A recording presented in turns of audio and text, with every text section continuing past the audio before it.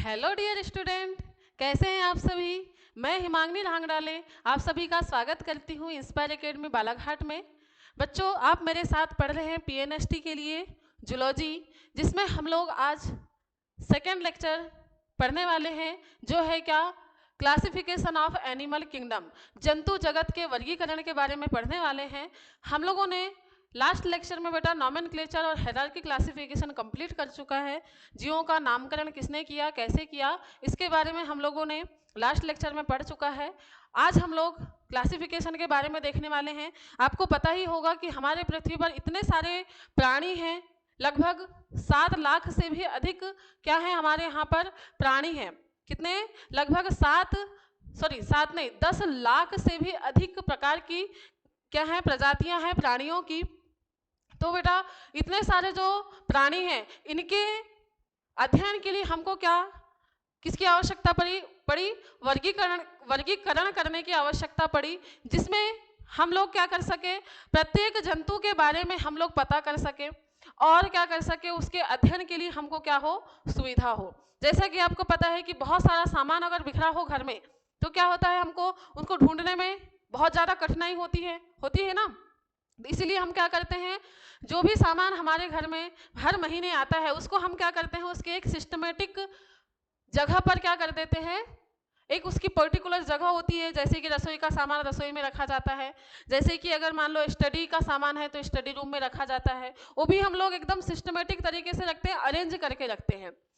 किससे, इससे क्या होगा, हमको इससे ये होता है कि हमको अगर कोई चीज़ ढूंढना है तो हमको ज़्यादा कठिनाई नहीं होती है। हमको पता होता है कि अगर स्टडी का सामान है तो हमको कहाँ मिलेगा, स्टडी रूम में मिलेगा। अगर किचन का सामान है तो हमको कहाँ मिलेगा, किचन रूम में मिलने वाला है। तो वैसे ही बेटा जंतुओं के बारे में हमको अगर स्टडी करना है, किसी जंतु के बारे में पता लगाना है, तो अगर ये पूरा एकदम, जब लगभग 7 लाख जातियां अगर एक ही जगह पर होंगी, 10 लाख जातियां अगर एक ही जगह पर होंगी, तो क्या होगा, हमको तो ऐसे में जंतुओं को ढूंढने में बहुत ज़्यादा दिक्कत होगी। तो इसीलिए क्या किया गया बेटा, इसको क्लासीफाई कर दिया गया। और बेटा इनके क्लासिफिकेशन के लिए, इनके वर्गीकरण के लिए कुछ पॉइंट्स को आधार माना गया, जिसके आधार पर इनको क्या किया गया, वर्गीकरण किया गया। तो इसी को हम लोग आज देखने वाले हैं।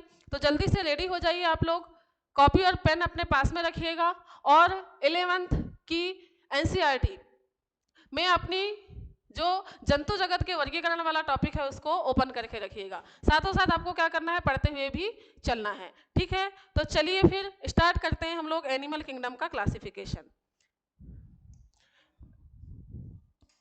बेटा एनिमल किंगडम की क्लासिफिकेशन की बात कर रहे हैं हम, किसके, एनिमल किंगडम, एनिमल किंगडम। इसी को बोला जाता है क्या, जंतु जगत, या कहा जाता है क्या, प्राणी जगत। ठीक है, या तो हम इसको बोल दे क्या, जंतु जगत बोल दे, या फिर बोल दे हम क्या, इसको प्राणी जगत। ठीक है, इसके अंतर्गत किसका अध्ययन किया जाता है बेटा, सभी के सभी प्राणियों का। और एक चीज याद रखना है, स्टडी ऑफ एनिमल, क्या, स्टडी ऑफ एनिमल मतलब जंतुओं का अध्ययन, जंतुओं का अध्ययन विज्ञान की जिस शाखा के अंतर्गत किया जाता है बेटा, उसका नाम क्या है, जूलॉजी। क्या है, जूलॉजी, या इसी को बोला जाता है क्या, जंतु विज्ञान। क्या कहा जाता है, जंतु विज्ञान। ठीक है, तो हम बात कर रहे हैं किसकी, हम बात कर रहे हैं एनिमल किंगडम की बेटा। और एनिमल किंगडम के जंतुओं का अध्ययन जिस विज्ञान की शाखा के अंतर्गत किया जाता है वो कौन सी है, जूलॉजी है।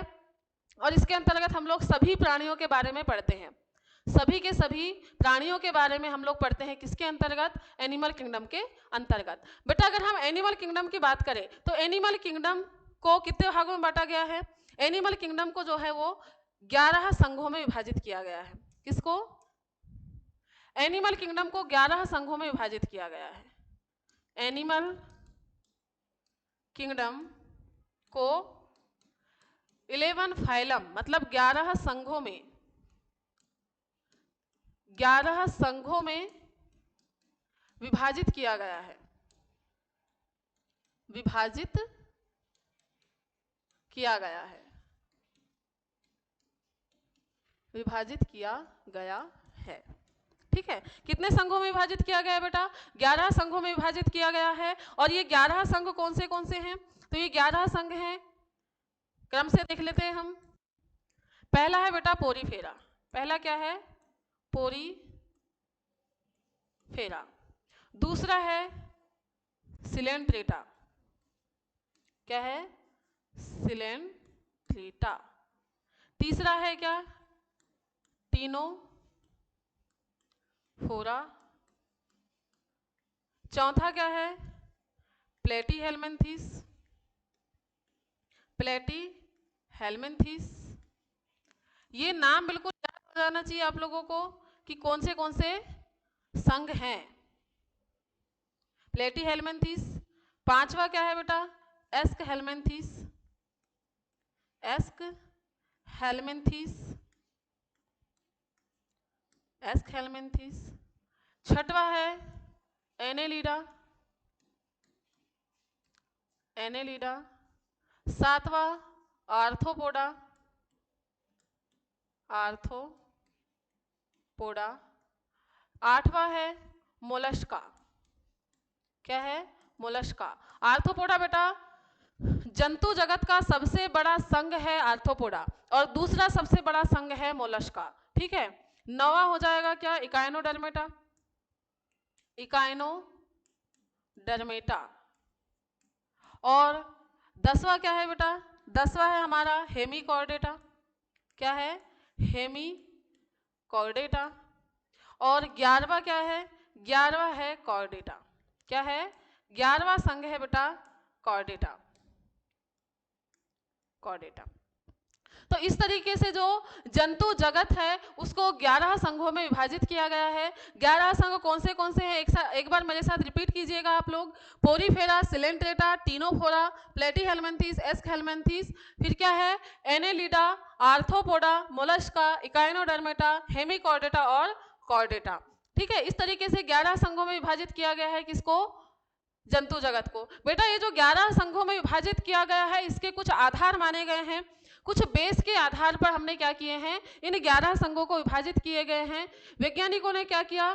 जीवों की संरचना देखी। इन्होंने देखा कि इसके कोशिकाओं के जो संगठन है उनके स्तर में कुछ हमको विभिन्नताएं देखने को मिल रही हैं, कुछ में समानताएं देखने को मिल रही हैं। फिर क्या हुआ? कुछ में सममिति अलग अलग दिखी, कुछ में सममिति समान दिखी, तो सममिति को बेस मान लिया गया। फिर क्या देखा गया कि शरीर के अंदर जो गुहा होती है उस गुहा में भी अलग अलग जीवों में अलग अलग प्रकार की गुहा देखने को मिली। तो इस प्रकार से अलग अलग जो है बेटा क्या आधार मानकर इन जीवों का वर्गीकरण किया गया है, और उन आधार के बारे में पढ़ने वाले हैं हम लोग। नेक्स्ट हमारा टॉपिक रहेगा क्या? कि जो क्लासिफिकेशन के बेस हैं, जो 11 संघों में विभाजित किए हमने जंतुओं को, उनके आधार क्या क्या हैं।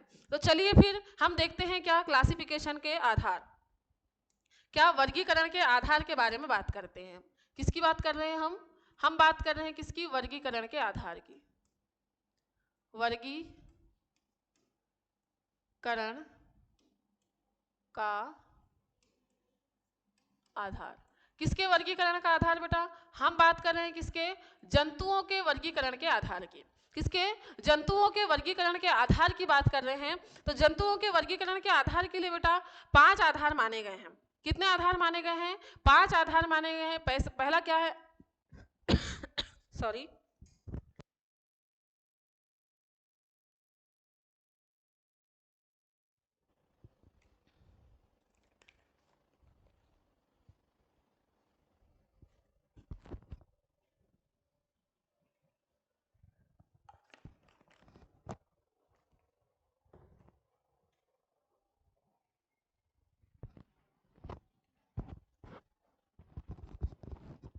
चलिए रेडी हो जाइए।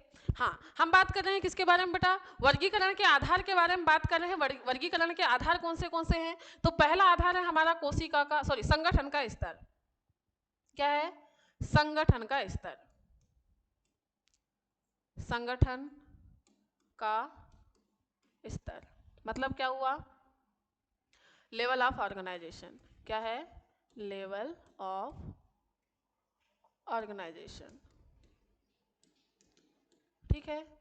दूसरा बेटा क्या है? सममिति है।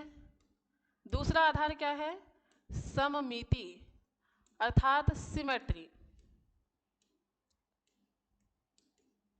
सिमेट्री। तीसरा है बेटा क्या? तीसरा हमारा आधार है क्या? द्विकोरिक एवं त्रिकोरिक। द्विकोरिक एवं त्रिकोरिक। Diploblastic, diploblastic and triploblastic. Triploblastic, ठीक है। डिप्लोब्लास्टिक और क्या है? ट्रिप्लोब्लास्टिक।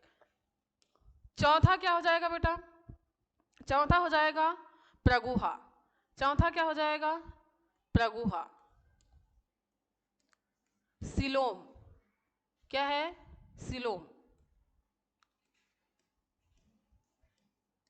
सिलोम। पांचवा आधार हो जाएगा बेटा क्या हमारा? खंडी भवन। क्या हो जाएगा? खंडी भवन। मतलब क्या है? सेगमेंटेशन। सेगमेंटेशन क्या है? सेगमेंटेशन है। और इसमें एक छठवां आधार भी है बेटा जिसको कहा जाता है क्या? पृष्ठ रज्जु। क्या है? पृष्ठ रज्जु या नोटोकॉर्ड। नोटोकॉर्ड। तो ये कुछ 5 आधार हैं आपके सामने, जिसके आधार पर हमने 11 संघों में क्या किया है? जो प्राणियों का वर्गीकरण किया है। अब हम बेटा हर जो हमारा आधार है, हर बेस है, इसके बारे में हम लोग बात करेंगे। हर बेस को हम लोग समझेंगे कि ये क्या होता है। इसी के आधार पर हम देखने वाले हैं क्या? जंतुओं के जब हम लक्षण देखेंगे तो इन्हीं बेस के आधार पर हम लोग देखने वाले हैं। तो सबसे पहले बात करते हैं हम किसकी? कोशिका के संगठन की। किसकी बात कर रहे हैं हम? सबसे पहले बात कर रहे हैं कोशिका का संगठन का स्तर। किसकी बात कर रहे हैं? संगठन का स्तर। संगठन का स्तर मतलब क्या? Level of organization. Level of organization, ठीक है। किसकी बात हो रही है? लेवल ऑफ ऑर्गेनाइजेशन की बात हो रही है, संगठन के स्तर की बात हो रही है। तो बेटा संगठन की बात कर रहे हैं हम। किसकी बात कर रहे हैं हम बात कर रहे हैं किसकी? संगठन की। अब हम ये संगठन, हमारे शरीर के संगठन को थोड़े देर के लिए साइड में रख के हम क्या करते हैं? एक कंपनी के संगठन की बात करते हैं। कंपनी की बात कर रहे हैं। कंपनी भी एक प्रकार का क्या है? संगठन ही तो है। तो एक कंपनी की बात करते हैं बेटा। तो एक कंपनी जब बनाई जाती है, क्या होता है? जब एक कंपनी बनाई जाती है तो उसमें क्या होता है? एक हेड होता है। क्या होता है? एक हेड होता है। और हेड के साथ साथ में बेटा क्या होता है? फिर हेड के साथ साथ में क्या होता है? इसके क्या होते हैं? कर्मचारी। क्या होते हैं इसके? कर्मचारी। अब मान लो इसके पास में क्या है? कर्मचारी हैं 2। इसके पास में कितने कर्मचारी हैं बेटा? 2 कर्मचारी हैं। और काम इसके पास में क्या है? बहुत सारे हैं। काम मान लो इसके पास में 8 है, मान के चल रहे हैं हम। तो इसको क्या किया हमने? 4 काम दे दिए हैं, इसको 4 काम दे दिए हैं, क्योंकि अभी क्या है? संगठन जो बन रहा है अभी शुरुआती अवस्था में है। क्या है? शुरुआती अवस्था में है। अब अचानक से तो पूरा का पूरा संगठन में बहुत सारे लोग आ नहीं जाएंगे। तो क्या होगा? अभी सिर्फ 2 लोग हैं और चूंकि काम क्या है? ज़्यादा है इनके पास में, तो 4-4 काम डिवाइड कर दिया गया है। हमने मान लिए क्या है? इसका नाम ए है, इसका नाम क्या है? बी है। अब हम लेके चलते हैं किसको? बी को, क्योंकि दोनों में सेम कंडीशन बनने वाली है। तो हमने ए को लेके चलते हैं, ठीक है। ए को ले लेते हैं। तो बेटा क्या हुआ? ये ए है, ये क्या है? ए है। और ये क्या कर रहा है? 4 काम कर रहा है। क्या कर रहा है? 4 काम कर रहा है। अब ये जो ए 4 काम कर रहा था बेटा, इसको क्या हो गया? बहुत ज्यादा बर्डन हो रहा है। 4 काम ये कर नहीं पा रहा है, क्योंकि अब क्या है? धीरे धीरे से वर्कलोड बढ़ते हुए चल रहा है। कंपनी ग्रोथ कर रही है तो वर्कलोड बढ़ेगा। तो इसने क्या किया? इसने क्या किया? अपने साथ में और 4 लोगों को लगा लिया। इसने क्या किया? अपने साथ में और 4 लोगों को लगा लिया, जिससे क्या हुआ कि प्रत्येक व्यक्ति को एक एक काम दे देगा। इसको एक काम, इसको एक काम, इसको एक काम, इसको एक काम। प्रत्येक व्यक्ति को क्या कर दिया? एक एक काम दे दिया। मान लो इसको ए काम दिया, इसको बी काम दिया, इसको सी काम दिया, इसको डी काम दे दिया, ठीक। अब क्या हुआ? धीरे धीरे से फिर कंपनी ग्रोथ कर रही है। धीरे धीरे से क्या हो रहा है? फिर कंपनी ग्रोथ कर रही है। तो फिर क्या किया इन्होंने? इन्होंने इस काम को करने के लिए, अभी तक जो व्यक्ति 4 काम कर रहा था उसने एक एक काम एक एक व्यक्ति को तो दे दिया, लेकिन फिर भी वर्कलोड जब बहुत ज़्यादा बढ़ने लगा, जल्दी काम नहीं होने लगा, तो इन्होंने क्या किया, इस पर्टिकुलर ए काम को करने के लिए क्या किया, एक ग्रुप और बना लिया। इस बी काम को करने के लिए एक ग्रुप और बना लिया, इस सी काम को करने के लिए एक ग्रुप और बना लिया, डी काम को करने के लिए एक ग्रुप और बना लिया। इस तरीके से क्या हो गया, इस एक काम को करने के लिए क्या हुआ, ग्रुप तैयार हो गया। 2 से अधिक लोगों का ग्रुप तैयार हो गया, बी काम को करने के लिए, सी काम को करने के लिए, डी काम को करने के लिए। अब क्या हुआ, फिर से वर्कलोड बढ़ेगा, तो फिर क्या होगा, इस एक काम को करने के लिए अभी तक जो 3 लोग काम कर रहे थे, अब वहां पर क्या काम करने लगेंगे, 8 लोग काम करने लगेंगे। क्या करने लगेंगे, 8 लोग भी काम करने लग सकते हैं, फिर 12, 15, 20 ऐसे बढ़ते हुए चलते हैं। तो जैसे जैसे वर्कलोड बढ़ते हुए चलता है, जैसे जैसे कंपनी डेवलप होते हुए चलेगी, वैसे वैसे क्या होगा, लोगों की आवश्यकता होती जाएगी और लोग क्या होंगे, हायर किए जाएंगे। यही होता है। तो बेटा हमारे शरीर का भी संगठन इसी तरीके से होता है, हमारे शरीर का भी संगठन इसी तरीके से होता है। क्या होता है, चलिए बात करते हैं हाँ हमारे शरीर की। हमारे शरीर में बेटा क्या होता है, हमारे शरीर में जब शरीर का निर्माण होता है, हमारे शरीर में जब शरीर का निर्माण होता है तो केवल क्या होती है, एक सेल होती है। केवल क्या होती है, एक सेल होती है, और यही सेल क्या करती है, सारे के सारे काम कर रही थी। कौन से काम कर रही थी, ये कर रही थी श्वसन, ये क्या कर रही थी, श्वसन कर रही थी, अर्थात रेस्पिरेशन कर रही थी, रेस्पिरेशन। दूसरा ये पाचन का भी काम कर रही थी। क्या कर रही थी, ये क्या कर रही है, पाचन अर्थात डाइजेशन का काम कर रही है, डाइजेशन का काम कर रही है। फिर ये उत्सर्जन का काम कर रही है। क्या कर रही है, यही कोशिका यही सारे काम कर रही है। एक्सक्रेशन का काम कर रही है, एक्सक्रेशन कर रही है। फिर यही कोशिका क्या कर रही है, यही कोशिका सर्कुलेशन कर रही है। सर्कुलेशन क्या कर रही है, सर्कुलेशन कर रही है, मतलब परिसंचरण कर रही है। दिख रहा है बेटा, हाँ क्या कर रही है, परिसंचरण कर रही है। मतलब आप देख रहे होंगे कि बेचारी एक छोटी सी कोशिका है, एक छोटी सी कोशिका है, और इस पर वर्कलोड कितना सारा है। अब क्या होगा, धीरे धीरे जब कंपनी ग्रोथ करेगी, मतलब हमारा शरीर ग्रोथ करेगा, धीरे धीरे जब क्या होगा, हमारा शरीर ग्रोथ करेगा, तो बताइए इस पर वर्कलोड बढ़ेगा कि नहीं बढ़ेगा, बढ़ेगा, ऑब्वियसली बढ़ेगा। फिर क्या होगा, अब क्या करिए बेटा, ये जो सेल है, ये जो सेल है, ये सेल क्या करती है, हर काम को करने के लिए, अब धीरे धीरे से हमारी बॉडी डेवलप हो रही है, तो एक कोशिका से क्या बन गई, इसके पास में 4 कोशिकाएं बन गई। क्या बन गई, 4 कोशिकाएं बन गई। क्या बन गई, 4 कोशिकाएं। अब ये जो 4 कोशिकाएं बेटा, हर काम को अलग अलग डिवाइड कर दिया गया। एक कोशिका, अब पर्टिकुलर एक कोशिका रेस्पिरेशन का काम करेगी, एक पर्टिकुलर कोशिका डाइजेशन का काम करेगी, एक पर्टिकुलर कोशिका एक्सक्रेशन का काम करेगी, और एक पर्टिकुलर कोशिका क्या करेगी, सर्कुलेशन का काम करेगी। ठीक, समझ में आ रहा है क्या हो रहा है, एक कोशिका थी 4 काम कर रही थी, अब उसके ऊपर वर्कलोड बढ़ गया, बॉडी धीरे धीरे कैसी हो रही है, डेवलप हो रही है, तो जो 4 कोशिकाएं बनाया उन्होंने, उन 4 कोशिकाओं को एक पर्टिकुलर काम दे दिया गया। हमारी कोशिका बेटा जब विभेदित होती है, बहुत सारी कोशिकाएं विभाजित होती है, और जब इनका विभेदन होता है तो इनमें कामों का विभाजन कर दिया जाता है। ठीक है, तो वैसे ही इनमें कर दिया गया काम का विभाजन, 4 काम थे, 4 कोशिकाओं को दे दिए गए। फिर धीरे से बॉडी डेवलप हुई, फिर क्या हुई, फिर बॉडी क्या हुई, धीरे से डेवलप हुई। तो इसमें क्या किया गया, हर कोशिका, ये जो हर कोशिका थी, ये हर कोशिका क्या हो गई, ये फिर से क्या बनाने लगी, ग्रुप बनाने लगी। ये क्या बनाने लगी, ग्रुप बनाने लगी, और इस कोशिका के ये जो कोशिका थी, इन कोशिका के अंदर बहुत सारी कोशिकाएं आ गई, बहुत सारी कोशिकाएं आ गई, और ये अभी भी किसका काम कर रही है, डाइजेशन का काम ही कर रही है। किसका काम कर रही है बेटा, अभी भी ये डाइजेशन का काम कर रही है, अभी भी ये डाइजेशन का काम कर रही है। फिर क्या हुआ, ये कोशिका जो है, फिर से क्या हुआ, फिर से ये कोशिका कैसी हो गई, फिर से इसके ऊपर वर्कलोड बढ़ गया। जब इसके ऊपर फिर से वर्कलोड बढ़ गया बेटा, तो ये फिर से क्या करेगी, ग्रुप बनाएगी अपने, फिर से बहुत सारी कोशिकाओं का क्या बनाएगी, ग्रुप बनाएगी।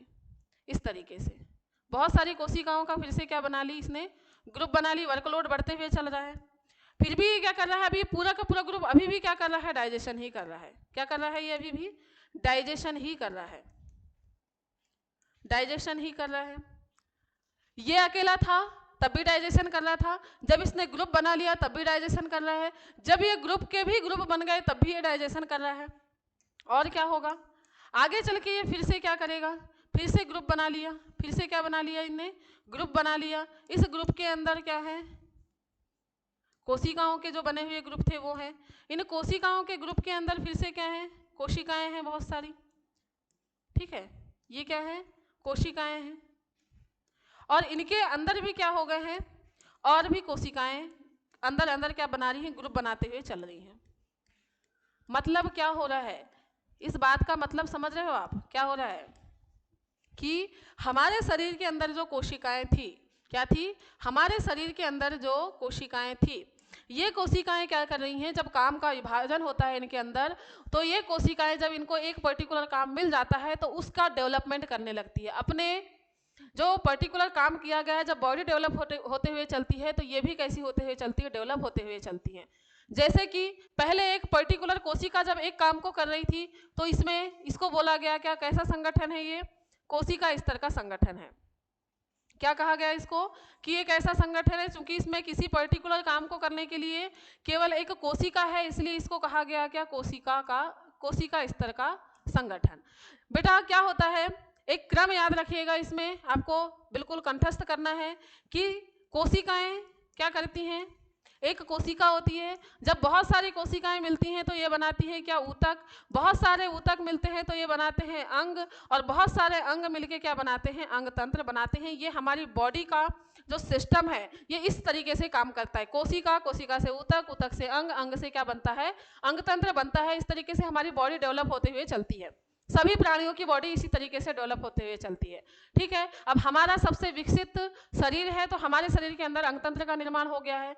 कुछ के अंदर केवल अंग मिलकर पूरा शरीर बना रहे हैं, कुछ प्राणियों में क्या हो रहा है, बहुत सारे ऊतक मिलकर एक शरीर बना रहे हैं, और कुछ प्राणी तो ऐसे भी हैं जो बहुत सारे कोशिकाओं से मिलकर एक पूरा शरीर बना रहे हैं। मतलब बहुकोशिकी तो है, लेकिन कैसे हैं, उनके अंदर संगठन अभी कोशिका के हैं, मतलब एक ही कोशिका क्या कर रही है, एक पर्टिकुलर काम को कर रही है। तो इनके कार्य करने की क्षमता के आधार पर इनके संगठन का स्तर डिवाइड किया गया है। अगर किसी पर्टिकुलर काम के लिए एक पर्टिकुलर कोशिका है तो कोशिका स्तर का संगठन। अब इस पर्टिकुलर काम डाइजेशन के लिए क्या हुआ, कोशिकाओं का समूह बन गया, मतलब क्या बन गया, ऊतक बन गया। तो अगर ऊतक बन गया है तो इसको क्या बोला जाएगा, ऊतक स्तर का संगठन। क्या कहा जाएगा, ऊतक स्तर का संगठन कहा जाएगा। और बेटा बहुत सारे ऊतक मिल गए, बहुत सारे क्या मिल गए, ऊतक मिल गए, बहुत सारे ऊतक मिल गए। ये देखिए, ये बहुत सारे ऊतक थे, ये एक इतने ऊतक, इसके अंदर बहुत सारे ऊतक हो गए, कोशिकाओं का समूह। तो ये क्या कहला रहा है, अंग कहला रहा है। बहुत सारे ऊतक मिलके क्या बना लिए, अंग बना लिए। तो ये क्या कहलाएगा, अंग स्तर का संगठन। क्या कहलाएगा, अंग स्तर का संगठन कहलाएगा, अंग स्तर का संगठन कहलाएगा। और बहुत सारे अंग मिल गए, बहुत सारे अंग मिल गए, तो उनको कहा जाएगा क्या, अंगतंत्र स्तर का संगठन। क्या कहा जाएगा, अंग तंत्र स्तर का संगठन, अंग तंत्र स्तर का संगठन, ठीक है। तो बेटा हमने जो 11 संघ देखे हैं, इनके अंदर जो है, इनमें से ये चारों में से कोशिका स्तर का संगठन, ऊतक स्तर का संगठन, अंग स्तर का संगठन और अंगतंत्र स्तर का संगठन, इन चारों प्रकार के संगठन में से कोई एक प्रकार का संगठन पाया जाता है। तो इसी के आधार पर हमने क्या कर दिया, उनको वर्गीकृत किए हैं, ठीक है। तो कौन से संगठन का स्तर देखे हमने, कौन सा संगठन का स्तर देखे, चलिए इसको देख लेते हैं हम।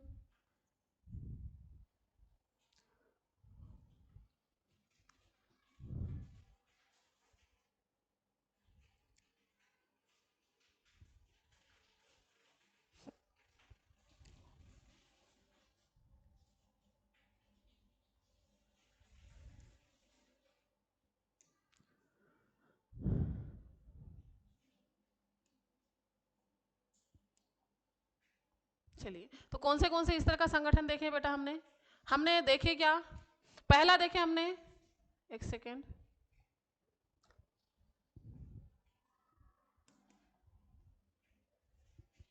वेट कीजिएगा।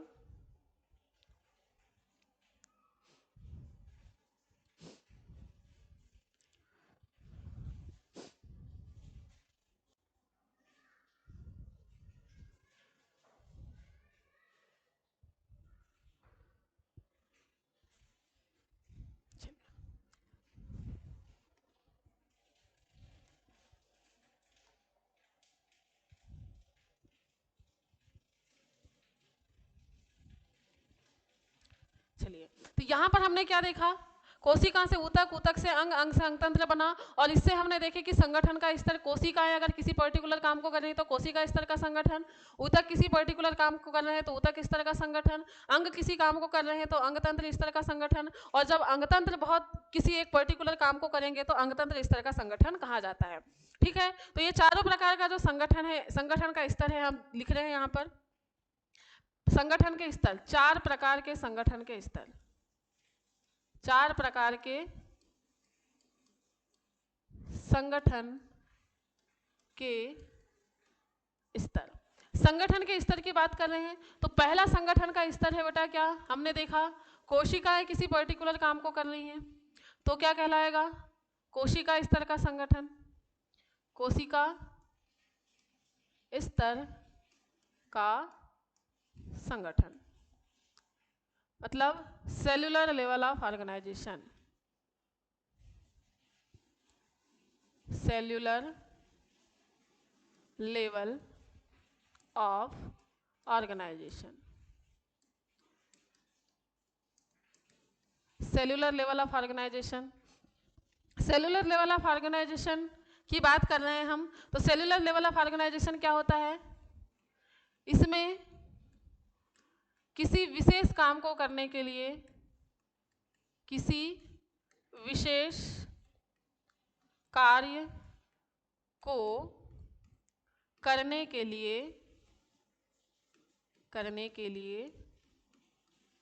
एक विशेष कोशिका होती है, एक विशेष कोशिका होती है। ठीक है, जब एक विशेष काम को करने के लिए एक विशेष कोशिका होती है तो उसको कहा जाता है क्या, कोशिका स्तर का संगठन। दूसरी बात करते हैं हम किसकी, हम बात कर रहे हैं किसकी, दूसरा हमारा संगठन है ऊतक स्तर का संगठन। क्या है, ऊतक स्तर का संगठन, ऊतक स्तर का संगठन, या फिर हम इसको बोलते हैं क्या, tissue level of organization, organization. Tissue level of organization की बात करते हैं बच्चा हम, तो इसमें ये किसे कहा जाएगा टिश्यू लेवल ऑफ ऑर्गेनाइजेशन, जब कोशिकाओं का समूह, जब कोशिकाओं का समूह संगठित होकर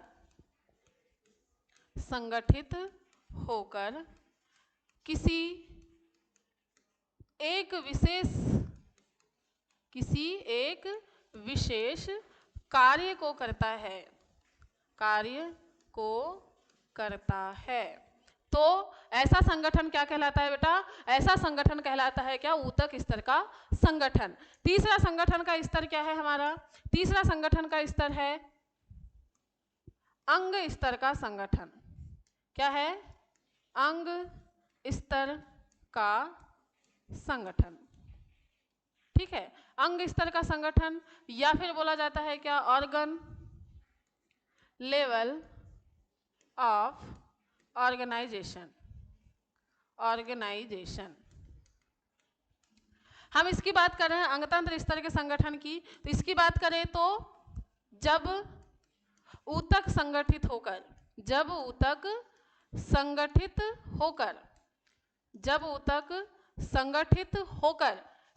गए ऊतक, क्या बना रहे हैं, अंग, संगठित होकर किसी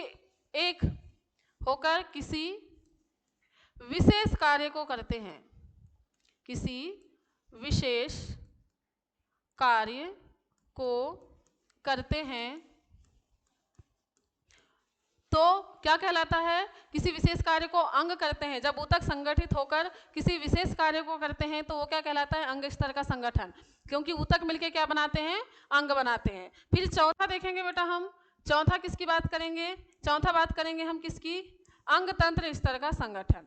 क्या होगा, अंग तंत्र स्तर का संगठन। फिर क्या है, इसको बोला जाता है organ system level of organization. इसकी बात कर रहे हैं हम, organ system level of organization की बात कर रहे हैं। तो आपको पता होगा बहुत सारे अंग मिलकर किसका निर्माण करते हैं बेटा, अंग तंत्र का निर्माण करते हैं। जैसे कि हम अपने पाचन तंत्र की बात करें तो पाचन तंत्र में अपने क्या क्या चीजें पाई जाती है, माउथ पाई जाती है, लाल ग्रंथि पाई जाती है, यकृत होता है, अग्नाशय इसमें मदद करता है, छोटी आंत होती है, बड़ी आंत होती है, आमाशय होता है। तो ये सब मिलकर, ये जो बेटा नाम लिए हमने, ये क्या है, अंग हैं। और ये बहुत सारे अंग मिलकर एक अंगतंत्र बना रहे हैं, पूरा का पूरा सिस्टम बना रहे हैं। और काम क्या कर रहे हैं, ये पूरे के पूरे मिलकर काम केवल कर रहे हैं क्या, पाचन का। क्या काम कर रहे हैं, पाचन का। तो जब किसी पर्टिकुलर काम को करने के लिए क्या होता है, अंगतंत्र काम करता है। जब किसी विशिष्ट काम को अंगतंत्र के द्वारा किया जाता है तो क्या कहलाता है, अंगतंत्र इस तरह का संगठन कहलाता है। तो जब क्या होता है, जब अंग संगठित होकर क्या करते हैं, अंग संगठित होकर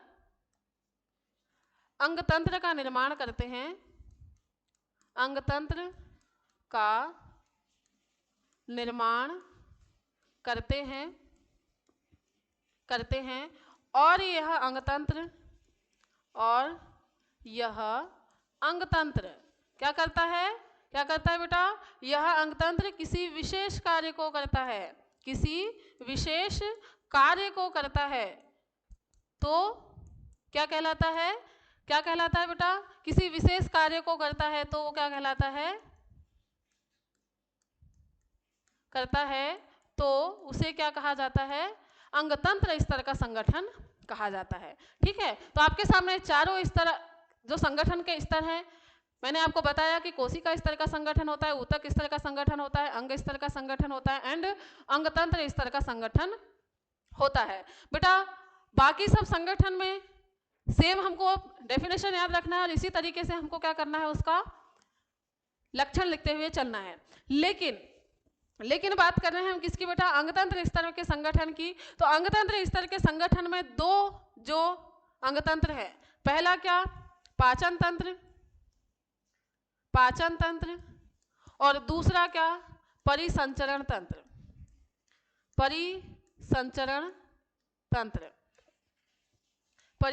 तंत्र। बेटा इनमें भिन्नताएं देखने को मिलती हैं, पाचन तंत्र और परिसंचरण तंत्र में भिन्नताएं देखने को मिलती हैं। तो ये भिन्नताएं क्या होती हैं, हम लोग देखते हैं कि पाचन तंत्र और श्वसन जो परिसंचरण तंत्र है इनमें क्या भिन्नताएं होती हैं। तो बात करते हैं हम किसकी, पाचन तंत्र की। किसकी बात कर रहे हैं, पाचन तंत्र की बात कर रहे हैं, डाइजेस्टिव सिस्टम की बात कर रहे हैं, डाइजेस्टिव सिस्टम की बात करते हैं। डाइजेस्टिव सिस्टम की बात करें बेटा तो क्या होता है, जब एक जीव का निर्माण होता है, जब ये धीरे धीरे से डेवलप होता है तो इसके अंदर किसका निर्माण होता है, आहार नाल का निर्माण होता है। किसका निर्माण होता है बेटा, आहार नाल का निर्माण होता है। जब ये कोशिका है, ठीक है, ये कोशिकाएं बहुत सारी कोशिकाओं का एक समूह बनाती है। क्या बनाती है, बहुत सारी कोशिकाओं का एक गोले के आकार की संरचना बनाती है, जिसको हम बोलते हैं क्या, ब्लास्टुला। क्या बोलते हैं, ब्लास्टुला बोलते हैं। एक गेंद के आकार की संरचना होती है जब एक शरीर का निर्माण होता है, मनुष्य की बात कर रहे हैं हम। ठीक है बेटा, फिर ये कोशिकाएं कैसे होने लगती हैं, संगठित होने लगती हैं। संगठित होती हैं मतलब कि इनकी व्यवस्था व्यवस्थित होने लगती है। बोल सकते हैं हम क्या होने लगती हैं, ये व्यवस्थित होने लगती हैं। जब ये व्यवस्थित होती हैं बेटा तो इसमें क्या होता है, बीच में आहार नाल का निर्माण होने लगता है। बीचों बीच से क्या होता है, आहार नाल का निर्माण होने लगता है, एक पाइप बनने लगता है। अब ये आहार नाल हर जीवों में क्या होती है, अलग अलग देखने को मिलती है। टोटल 2 प्रकार के क्या होते हैं, पाचन तंत्र होते हैं। आहार नाल जो बोल रहे हैं इसी में सभी के सभी पाचन अंग आते हैं बेटा, है ना।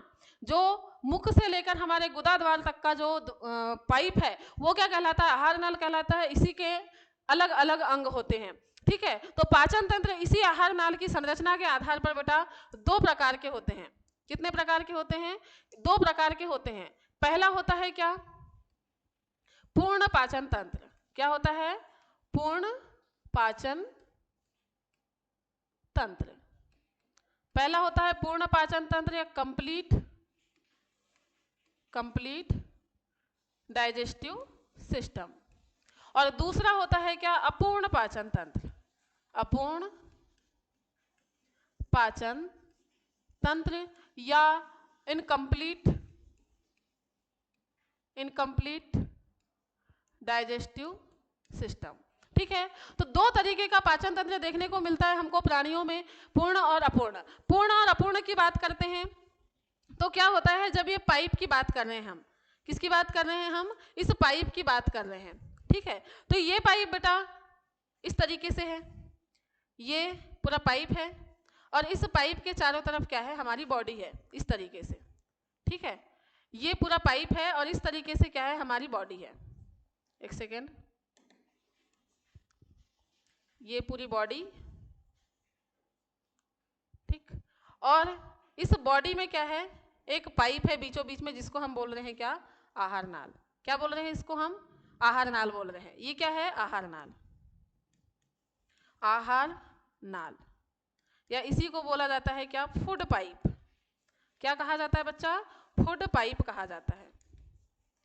अब फूड पाइप है ये, इस फूड पाइप की बात करें तो हमको क्या करना है, खाना खाना है।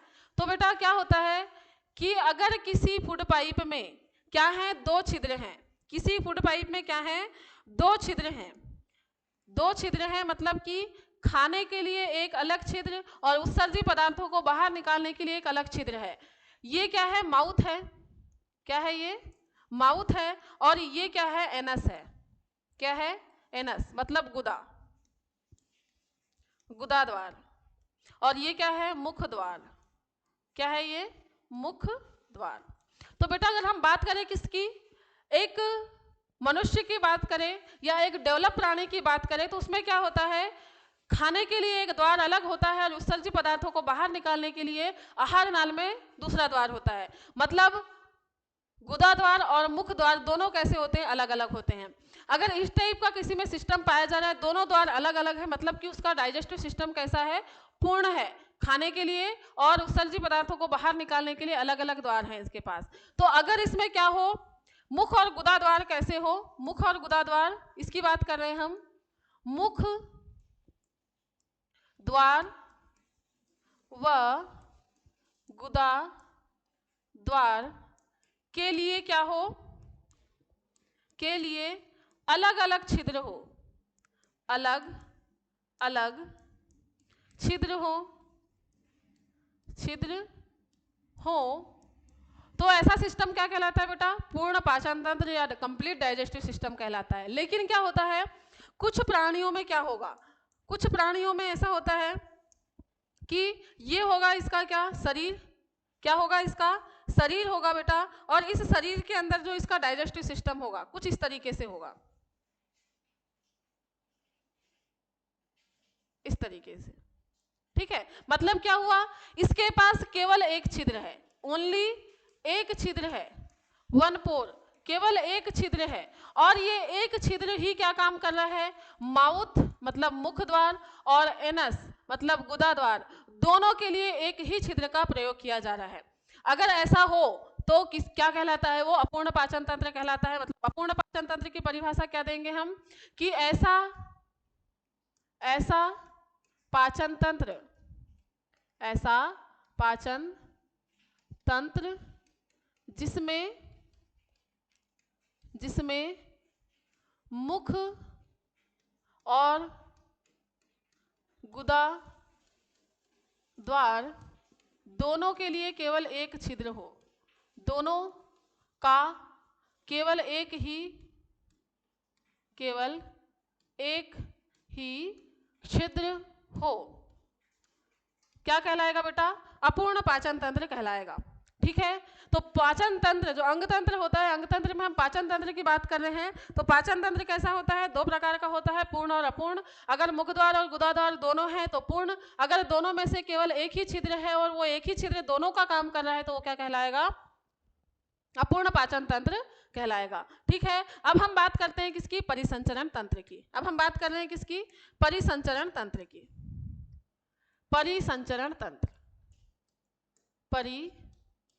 परिसंचरण तंत्र,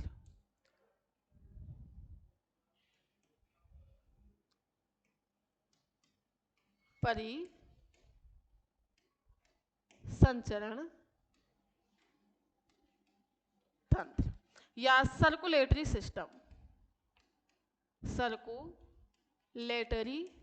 सर्कुलेटरी सिस्टम।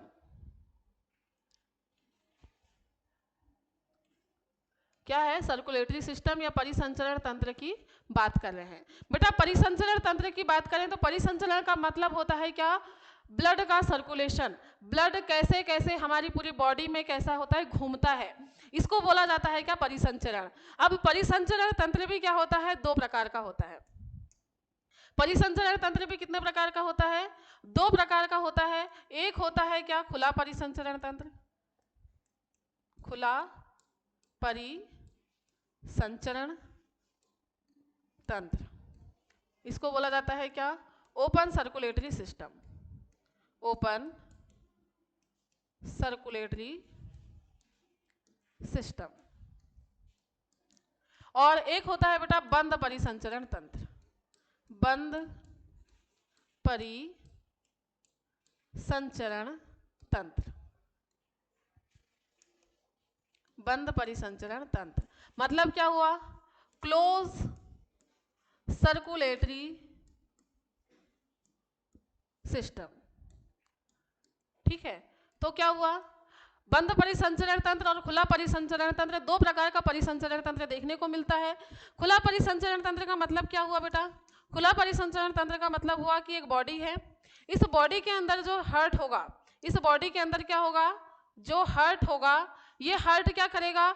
जब ब्लड पंप करेगा, ये हार्ट जब ब्लड पंप करेगा तो कोशिकाओं के सीधे क्या करेगा? पूरी बॉडी में पंप करेगा। सीधे क्या करेगा? पूरी बॉडी में पंप करेगा। इस बॉडी के अंदर क्या है? जो कोटर हैं, इन कोटर के अंदर पंप करेगा। कोटर मतलब गड्ढे। क्या होता है? शरीर के अंदर पूरी की पूरी तरीके से जो कोशिकाएं हैं वो पूरी कहाँ डूबी रहेंगी? इसमें पूरी कोशिकाएं डूबी रहेंगी। किसमें? ब्लड में। पूरी कोशिकाएं किसमें डूबी रहेंगी बच्चा? ब्लड में डूबी हुई रहेंगी। इसमें कोशिकाएं क्या होती हैं? इसमें ब्लड क्या होगा? पूरी बॉडी में पंप होता है। पूरी बॉडी में सीधे पंप होता है। सीधे पंप होता है। पंप होता है। अगर सीधे पंप हो रहा है पूरी बॉडी में तो कहलाएगा खुला परिसंचरण तंत्र। जैसे कि अगर हम एग्जाम्पल के लिए ले तो बेटा अगर आप किसी मच्छर को मारो, एग्जाम्पल के लिए, वैसे बहुत मच्छर मारते होंगे आप लोग, लेकिन अगर हम एक मच्छर को मारे तो क्या होता है? मच्छर को जब मारा जाता है तो उसका ब्लड पूरा क्या हो जाता है? बाहर निकल जाता है। क्यों? क्योंकि उसकी बॉडी, ये क्या थी? पूरी बॉडी कोटर के रूप में थी। ये बॉडी थी पूरी ऐसा बंद, ऊपर से केवल आवरण था, अंदर कैसा है? पूरा खोखला है। अंदर कैसा है? खोखला है, और उसमें भरा हुआ है क्या? ब्लड। जब आपने उसको मारा तो उसकी बॉडी कैसी हो गई? उसको बॉडी को आपने पिचका दिया, जिससे क्या हो गया? ब्लड बाहर आ गया। लेकिन अगर आपको कोई एक चमाटा मार दे तो क्या ब्लड बाहर आएगा क्या? एक चमाटा मार दे तो ब्लड बाहर आएगा क्या? या बहुत जोर से अगर लग भी जाए, जब तक कि आपकी स्किन के अंदर की जो वाहिकाएं हैं उनकी वो जो कटेंगी नहीं, तब तक क्या नहीं होगा? ब्लड बाहर नहीं आएगा। ऐसा अगर ऊपर से छिल भी गया है तो भी ब्लड बाहर नहीं आएगा। क्योंकि क्या होता है बेटा? क्योंकि क्या होता है? हम देखते हैं एक एक देखते हैं छोटू। एक छोटू है, ये है क्या? छोटू। ये क्या है? छोटू है।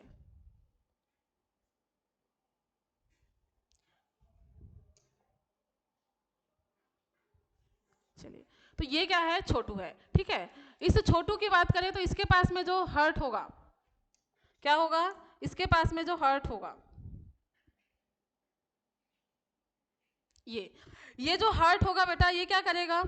ये जो हार्ट है, ये हार्ट जब ब्लड पंप करेगा तो सबसे पहले इससे क्या निकलेंगी? इस ब्लड हार्ट से क्या निकलेंगी? वाहिकाएं निकलेंगी। इस हार्ट से क्या निकल रही हैं? वाहिकाएं निकल रही हैं। बहुत सारी वाहिकाएं निकल रही हैं, छोटी छोटी सी वेसल्स निकल रही हैं। और छोटी बड़ी वेसल्स ये क्या कर रही हैं? बॉडी के प्रत्येक भाग में क्या ले जा रही हैं? ब्लड को ले जाने का काम कर रही है। मतलब इसमें ब्लड कैसा नहीं है? इसमें ब्लड स्वतंत्र नहीं होता है। इसमें ब्लड स्वतंत्र नहीं होता है। अर्थात क्या हुआ? यहां पूरी बॉडी में सीधे पंप हो रहा था, इसमें क्या होता है? हृदय द्वारा ब्लड क्या होता है? वाहिकाओं के माध्यम से, वाहिकाओं के माध्यम से पूरी बॉडी में घूमता है।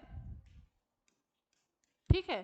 तो अगर हम बात करें बंद परिसंचरण तंत्र की, तो पूरा का पूरा सिस्टम बंद होता है, मतलब हृदय से वाहिकाओं में जाएगा, वाहिकाएं क्या होंगी, कोशिका तक ऑक्सीजन छोड़ेंगी और ऑक्सीजन कार्बन डाइऑक्साइड लेके फिर से ब्लड क्या हो जाएगा, उसी माध्यम से बाहर आ जाएगा। मतलब क्या हुआ, मतलब हृदय में आ जाएगा। मतलब क्या हुआ कि कहीं भी फ्री फॉर्म में ब्लड नहीं घूम रहा है, लेकिन यहाँ पर क्या है, पूरा खुला ब्लड घूम रहा है, जिसकी वजह से आप कॉकरोच या मच्छर को अगर आप मारेंगे तो पूरा का पूरा जो उसके अंदर का ब्लड है वो बाहर आ जाता है। लेकिन मनुष्य को अगर मार भी दे, मतलब चाटा या नॉर्मली मर भी जाए, तो क्या होता है, उसका ब्लड बाहर नहीं आता है।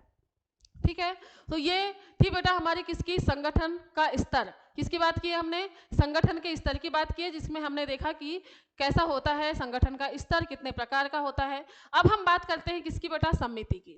अब हमारा सेकेंड जो आधार है वो क्या है, सममिति। सेकेंड आधार क्या है, सममिति। सममिति, सममिति, या हम बात करते हैं किसकी, सिमेट्री की। किसकी बात कर रहे हैं, सिमेट्री की। बेटा सिमेट्री या सममिति की अगर हम बात करें तो सिमेट्री क्या होती है, सिमेट्री क्या होती है। सममिति का मतलब होता है समान मापन, समान मापन। सममिति, सम और मिति,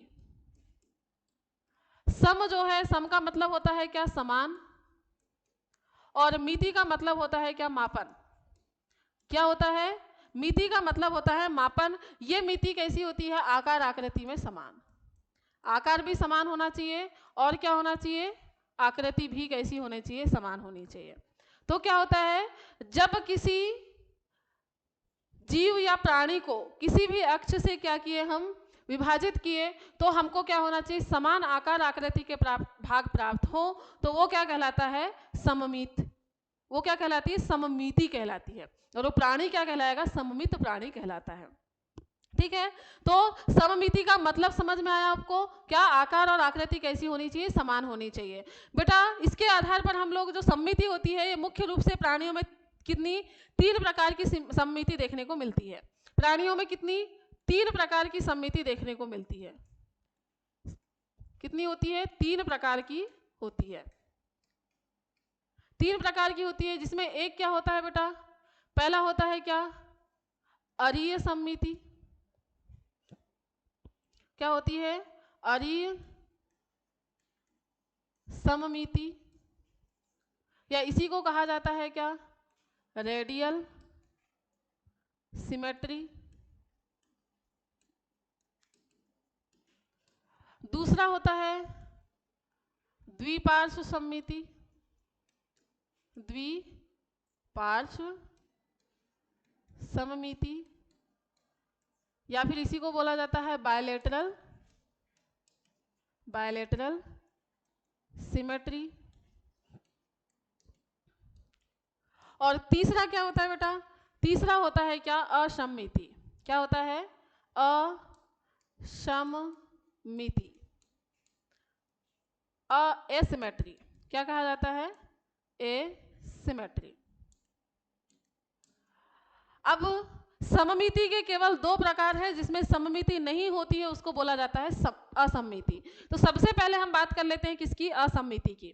किसकी बात कर रहे हैं हम, सबसे पहले बात कर रहे हैं किसकी, असममिति की। बेटा अगर क्या हो, असममिति की बात हो, अगर हम क्या करें, किसी प्राणी को, क्या, किसी प्राणी को किसी अक्ष से विभाजित करने पर, किसी अक्ष से विभाजित करने पर, विभाजित करने पर,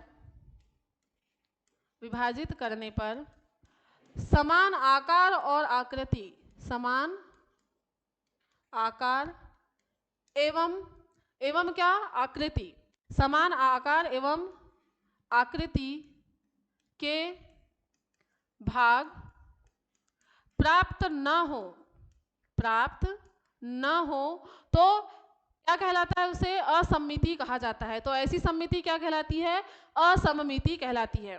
अब क्या हुआ, जिसमें सममिति नहीं है तो वो क्या है, असममिति है। लेकिन सममिति जिसमें है वो क्या है, दो प्रकार की सममितियां हैं। सममितियां कितने प्रकार की हैं, दो प्रकार की हैं। जिसमें सममिति नहीं है उसको असममिति कहा जाता है, जिसमें सममिति है उसको सममिति कहा जाता है। अब सममिति की बात करें तो सममिति दो प्रकार की देख रहे हैं हम, अरीय और द्विपार्श्व सममिति। अरीय सममिति की बात करें या रेडियल सिमेट्री की बात करें बेटा, तो इसमें क्या होता है, अगर कोई प्राणी है, अगर कोई प्राणी है, अगर कोई प्राणी है कुछ इस तरीके से, अगर मान लो, एक सेकेंड, हाँ, कोई प्राणी है, इस प्राणी को अगर मैं एक अक्ष से विभाजित करूं तो मेरे को दो बराबर भाग प्राप्त हो रहे हैं। लेकिन अगर मैं इसी प्राणी को यहां से भी विभाजित करूंगी तब भी मेरे को ऊपर और नीचे दोनों बराबर भाग प्राप्त होंगे। अगर मैं इस अक्ष से विभाजित करूं तब भी मेरे को इधर और इधर के बराबर भाग प्राप्त होंगे। इस अक्ष से विभाजित करूं तो भी क्या होगा, मेरे को बराबर आकार और आकृति के भाग प्राप्त होंगे। होंगे या नहीं होंगे? अगर एक जीव है जिसमें हम लोग क्या कर रहे हैं, एक अक्ष से विभाजित किए तो दोनों साइड हमको बराबर भाग प्राप्त हुए। जब इस अक्ष से मैंने विभाजित की तब भी दोनों साइड बराबर भाग प्राप्त हुए। मतलब क्या हुआ, अगर किसी प्राणी को एक से अधिक अक्ष से विभाजित करने पर भी हमको बराबर आकार आकृति के भाग प्राप्त हो तो वो क्या कहलाती है बेटा, अरीय सममिति कहलाती है। फिर से रिपीट कर रही हूं मैं, क्या अरीय सममिति क्या होती है, अगर किसी प्राणी को किसी अक्ष से विभाजित करने पर क्या हो, जब किसी प्राणी को क्या करें, एक से अधिक अक्ष से विभाजित करने पर बराबर आकार और आकृति के भाग प्राप्त होते हैं तो वहां क्या होती है बेटा, अरीय सममिति होती है। ठीक है, अब बात करते हैं किसकी, द्विपार्श्व सममिति की। किसकी बात कर रहे हैं, द्विपार्श्व सममिति की बात कर रहे हैं। फिर से हम किसको, छोटू को बना लेते हैं। फिर से हम किसको बना लेते हैं, छोटू को बना लेते हैं। छोटू के शरीर की संरचना बनाते हैं हम। छोटू का शरीर,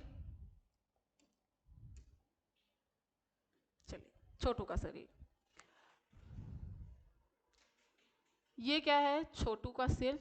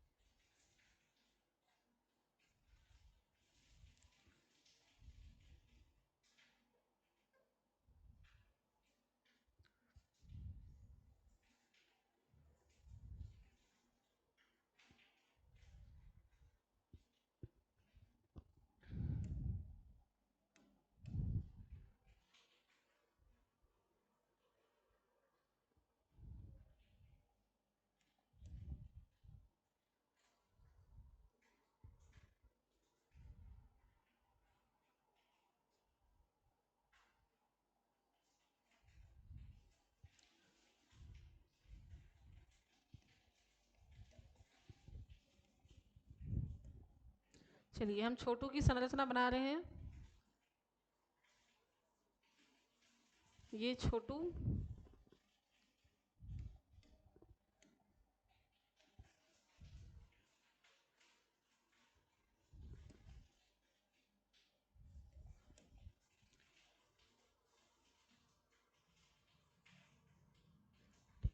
चलिए तो बेटा ये है क्या, छोटू, आपका क्या है, छोटू।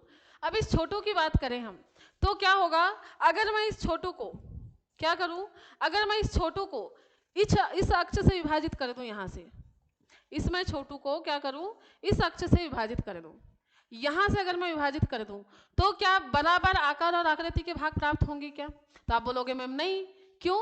क्योंकि ऊपर तो आंख नाक कान ऊपर आ गया, हृदय ऊपर आ गया, नीचे तो कुछ भी नहीं आया, नीचे तो सिर्फ पैर है। अब आप बोलोगे कि अगर मैं यहां से विभाजित कर दूं तो यहां से भी क्या आया, एक साइड हाथ आया, लेकिन एक साइड पैर, एक साइड पूरे का पूरा सर, बाकी के अंग बराबर नहीं हुए।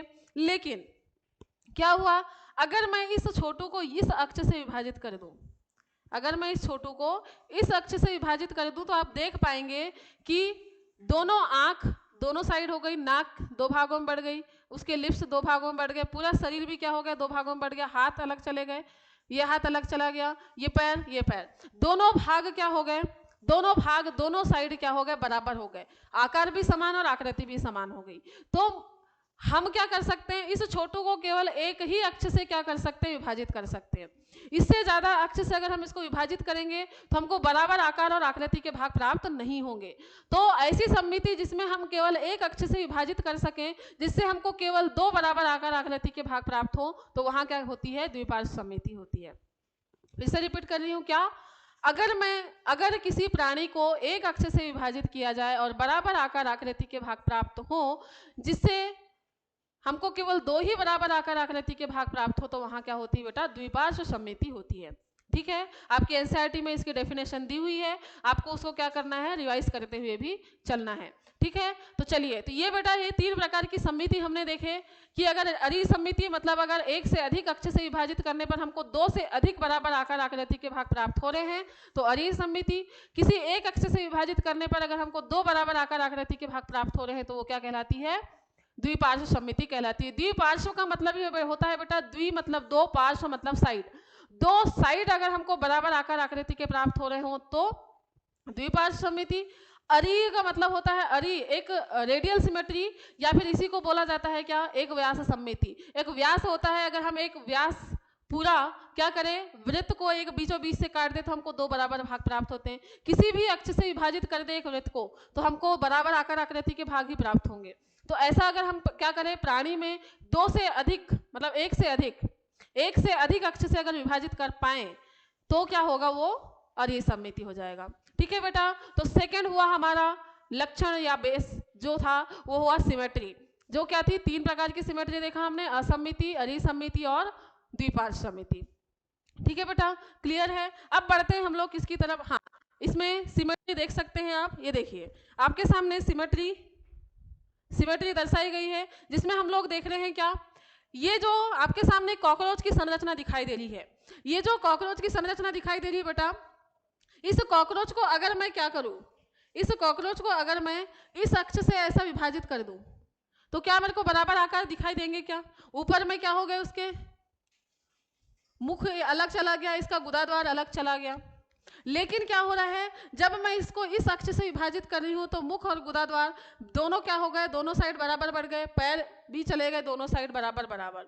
तो इसमें क्या है बेटा, इसमें क्या है, इसमें है द्विपार्श्व सममिति। इसमें क्या है, इसमें है द्विपार्श्व सममिति, मतलब दो पार्श्व या दो साइड हमको क्या हो रहे हैं, बराबर मिल रहे हैं।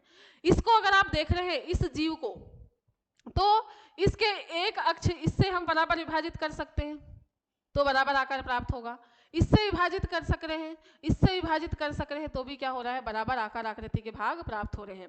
क्योंकि इसकी बॉडी कुछ इस तरीके की है कि क्या कर सक रहे हैं, हम इसको बराबर बराबर भागों में विभाजित कर सक रहे हैं। तो क्या हुआ, अगर दो या दो से अधिक हमको क्या मिल रहा है, बराबर आकार आकृति के भाग मिल रहे हैं, तो वो क्या हो गई, अरीय सममिति। तो ये क्या है बेटा, ये है आपकी अरीय सममिति। और यहाँ देखेंगे, अगर आप यहाँ से विभाजित करेंगे तो इधर 3 खंड चले गए, इधर 2 खंड, यहाँ से विभाजित नहीं कर सकते, यहाँ से विभाजित नहीं कर सकते, यहाँ से विभाजित नहीं कर सकते, मतलब क्या हुआ, ये असममिति। क्या हो गई, असममिति। क्लियर है, क्लियर है। तो बेटा आज हम लोगों ने क्या क्या देखा, क्या क्या चीजें पढ़ा है हम लोगों ने आज, क्या क्या चीजें पढ़ा है हम लोगों ने आज, देख लेते हैं एक बार। हमने देखा क्या, जंतु जगत की बात की, हमने देखा जंतु जगत का जो अध्ययन होता है वो किसके अंतर्गत किया जाता है, जूलॉजी के अंतर्गत किया जाता है। जूलॉजी के पिता कौन है, तो जूलॉजी के पिता कौन है बेटा, तो अरस्तु है।